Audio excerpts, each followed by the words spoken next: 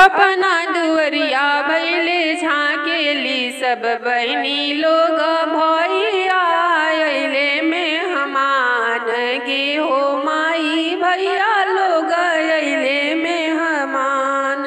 कवना विधि करबो रजकेश्वर भैया मान, कवना विधि करबो कमलाकांत भैया मान, कवना विधि करबो श्री राम भैया मान, कवना विधि करबो सुकुमार भैया मान, कवना विधि करबो विजय भैया मान, कवना विधि करबो परशुराम भैया मान।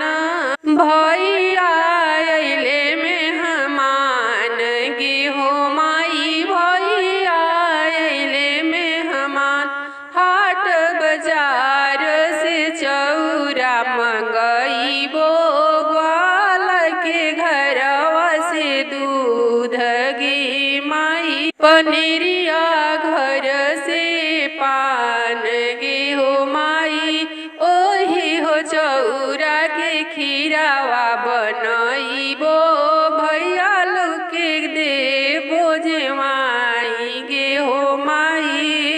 ओही विधि करबो बड़क भैया मान, ओही विधि करबो छोटक भैया मान, ओही विधि करबो सुरेंद्र भैया मान, ओही विधि करबो कमलेश भैया मान, ओही विधि करबो विमलेश भैया मान, ओही विधि करबो पपुआ भैया मान, ओही विधि करबो दीपक भैया मान, ओही विधि करबो छोटुआ भैया मान, ओही विधि करबो सब भैया लोग के मान।